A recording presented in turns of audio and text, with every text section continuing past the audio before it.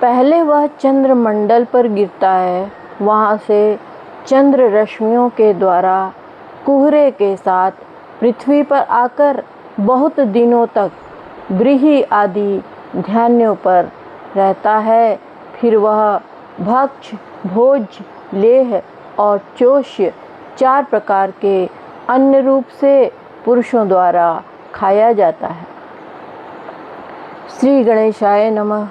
जय श्री सीतारामाभ्याम नमः। जय श्री महर्षि वेदव्यास जी।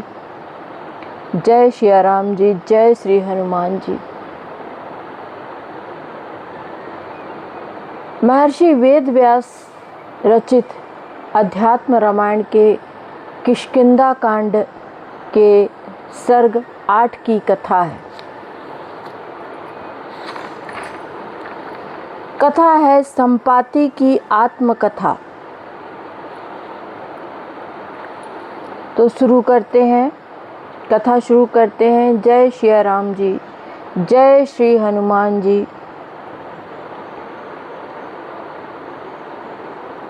श्री महादेव जी बोले, हे पार्वती, यह सुनकर उन सब वानरों ने बड़े कुतूहल से में भरकर संपाति से पूछा, भगवान आप आरंभ से ही अपना वृतांत सुनाइए। तब संपाति ने पहले जैसा जैसा किया था वह सब वृतांत सुनाते हुए कहा, पूर्व काल में मैं और भाई जटायु जिस समय पूर्ण युवा थे, बल के गर्व से उन्मत्त होकर यह जानने के लिए कि हम में कितना बल है, बड़े घमंड से आकाश में सूर्य मंडल पर्यंत जाने को उड़े। जब हम कई सहस्त्र योजन ऊंचे चले गए तो जटायु सूर्य के तेज से जलने लगा। मैं उसकी रक्षा के लिए मोहवश उसे अपने पंखों से ढककर चलने लगा और अंत में सूर्य की किरणों से पंख जल जाने के कारण वहां विंध्याचल के शिखर पर गिर पड़ा। हे कपीश्वरों, बहुत ऊंचे से गिरने के कारण मूर्छित हो गया। जब 3 दिन पश्चात मुझे चेत हुआ तो पंख जल जाने से मेरा चित्त भ्रम में पड़ गया और मैं यह कुछ भी न जान सका कि यह कौन सा देश अथवा गिरि शिखर है।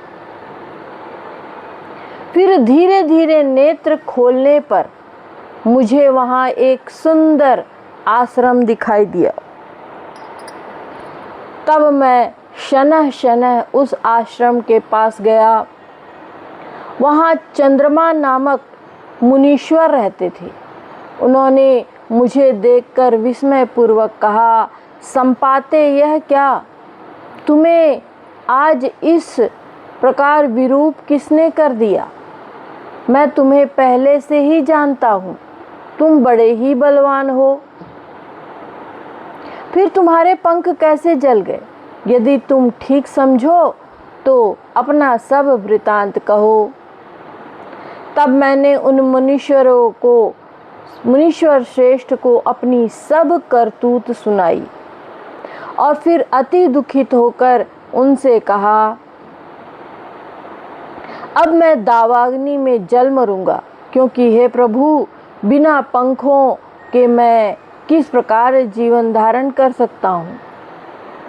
मेरे इस प्रकार कहने पर मुनिवर दयावश नेत्रों में जल भरकर मेरी ओर देखते हुए बोले, बच्चा, अब तुम मेरी बात सुनो। उसे सुनकर तुम्हारी जैसी इच्छा हो वैसी करना, वही करना। इस दुख का आश्रय देह ही है और देह कर्मजन्य है। पुरुष जब देह में अहम बुद्धि रखता है तभी कर्म की प्रवृत्ति होती है और यह अविद्या जनित जड़ अहंकार अनादि है। अग्नि से तप्त लोह पिंड के समान यह अहंकार सर्वदा चिदाभास से व्याप्त है।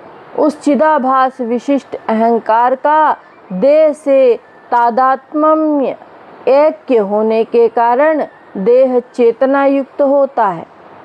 अहंकार के कारण ही आत्मा को मैं देह हूँ, यह बुद्धि है होती है और उसी के कारण यह सुख दुखादि देने वाला जन्म मरण रूप संसार प्राप्त होता है।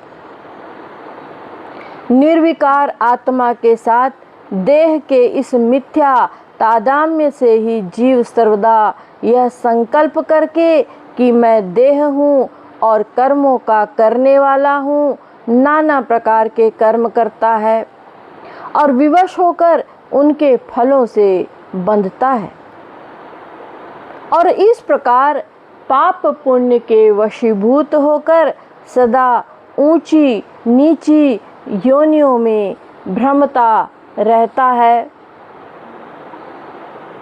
वह ऐसे संकल्प करने लगता है कि मैंने यज्ञ दान आदि बहुत से पुण्य कर्म किए हैं, अतः मैं निश्चय ही स्वर्ग में जाकर सुख भोगूंगा। ऐसे अध्यास से वह वहां जाकर चिरकाल तक महान सुख भोगता है और अंत में पुण्य क्षय हो जाने पर प्रारब्ध की प्रेरणा से इच्छा न रहते हुए भी नीचे गिरता है। पहले वह चंद्रमंडल पर गिरता है, वहां से चंद्र रश्मियों के द्वारा कुहरे के साथ पृथ्वी पर आकर बहुत दिनों तक व्रीहि आदि धान्यों में रहता है। फिर वह भक्ष भोज लेह और चोष 4 प्रकार के अन्न रूप से पुरुषों द्वारा खाया जाता है और वे वीर्य रूप में परिणित हो जाता है। तदंतर वह उसके द्वारा ऋतुकाल में स्त्री की योनि में डाला जाता है। योनि में स्थित रज से मिलकर वह एक दिन में ही झिल्ली में लिपटे हुए कलल के रूप में परिणित होकर कुछ कठिन सा हो जाता है।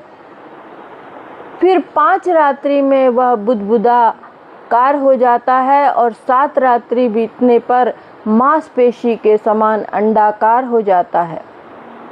15 दिन के भीतर उस पेशी में रुधिर भर जाता है और 25 रात्रि के पश्चात उसमें अंकुर उत्पन्न होने लगते हैं।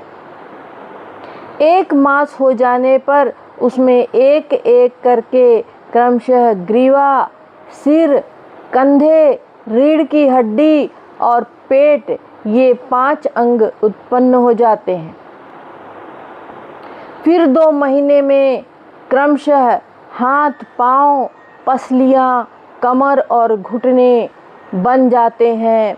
इस क्रम में कभी भेद नहीं पड़ता। इसी क्रम से 3 महीने में उसके अंगों की संधियां तथा 4 महीने में समस्त अंगुलियां उत्पन्न हो जाती हैं। 5 मास होने पर नाक, कान और नेत्र बनते हैं और 5वें मास में ही दंतावली, नख और गुह स्थान भी उत्पन्न होते हैं। 6ठे मास के आरंभ में ही कानों के छिद्र स्पष्ट हो जाते हैं और इसी समय गुदा स्त्री पुरुष के भेद से योनि अथवा लिंग तथा नाभि उत्पन्न होते हैं। 7वें महीने में रोम और सिर के केश प्रकट होते हैं तथा 8वें महीने में सब अंगोपांग अलग अलग स्पष्ट हो जाते हैं। हे पक्षिन, इस प्रकार स्त्री के गर्भाशय में गर्भ बढ़ता है और जिस समय 5वां महीना होता है उसी समय जीव को चेतना शक्ति प्राप्त हो जाती है। गर्भ स्थित पिंड अपनी नाभि में लगे हुए नाल के सूक्ष्म छिद्र से प्राप्त माता के खाए हुए अन्न के रस से बढ़ता है और अपने कर्मवश मरता नहीं। उस समय अपने संपूर्ण पूर्व जन्मों तथा कर्मों का स्मरण करके जठरा नल से संतप्त हुआ यह जीव इस प्रकार कहता है, पहले कई सहस्त्र योनियों में उत्पन्न होकर मैंने करोड़ों बंधु बांधव, पशु वर्ग, स्त्री पुत्रादि के संबंध का अनुभव किया है। मुझ अभागे ने उस समय स्वप्न में भी भगवान विष्णु का स्मरण नहीं किया, बस अपने कुटुंब के भरण पोषण में आसक्त होकर न्याय अथवा अन्याय से धन कमाने में ही लगा रहा। अब उसका फलस्वरूप यह अति महान गर्भ दुख भोग रहा हूँ और इस नश्वर देह को नित्यता सा समझकर उसकी तृष्णा में फंसा हुआ हूँ। मैं कार्य अकार्य कर्म ही करता रहा, कभी अपना हित साधन नहीं किया, अतः अपने कर्मानुसार मैं इस प्रकार बहुत से दुख भोगता रहा। अब न जाने इस नरक तुल्य गर्भ से मैं कब निकलूँगा। फिर तो मैं सर्वदा श्री विष्णु भगवान की ही उपासना करूँगा। ऐसी ही चिंता करते करते वह जीव योनि तंत्र से पीड़ित होता हुआ अति कष्ट से जन्म लेता है। जैसे कोई पापी जीव नरक से निकलता है, उस समय वह दुर्गंधित व्रण घाव से गिरे हुए कीड़े समान होता है।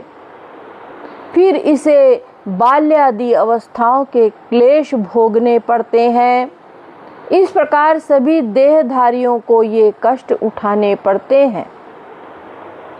हे गृध्र, इसके पीछे होने वाले युवावस्था आदि के सब दुख तूने तो स्वयं देखे ही हैं और भी सब इन्हें जानते ही हैं, इसलिए मैंने इसका वर्णन नहीं किया। इस प्रकार मैं देह हूँ, इस अभ्यास से उत्पन्न हुए देहाभिमान के कारण जीव को नरक और गर्भवास आदि अनेक दुख उठाने पड़ते हैं। अतः मनुष्य को चाहिए कि अपने आत्मा को प्रकृति से अतीत तथा स्थूल सूक्ष्म दोनों प्रकार के शरीरों से पृथक जानकर देहादि की ममता छोड़कर आत्मज्ञान संपन्न हो। आत्मा को सर्वदा जागृत आदि अवस्थाओं से रहित सत चित्त स्वरूप तथा शुद्ध बुद्ध और शांत रूप जाने। चेतन स्वरूप आत्मा का ज्ञान हो जाने पर जब अज्ञान जनित मोह नष्ट हो जाता है, तो फिर यह देह प्रारब्ध कर्म के वेग से रहे अथवा जाए, योगी को किसी प्रकार का अज्ञान्य जन्य सुख दुख नहीं होता। अतः जब तक तेरा प्रारब्ध क्षय न हो, तब तक कांचुली सहित सर्प के समान आनंद पूर्वक देह धारण करके रह। इसके अतिरिक्त हे पक्षिन, तेरे परम हित की एक और बात बतलाता हूँ, सुन। त्रेता युग में अविनाशी नारायण देव महाराज दशरथ के यहाँ अवतार लेकर रावण का वध करने के लिए अपनी भार्या सीता और भाई लक्ष्मण के सहित दंडकारण्य में आएंगे। वहाँ दोनों भाइयों के तपोवन से चले जाने पर रावण श्री जानकी जी को सूने आश्रम से चोर के समान ले जाकर लंका में रखेगा।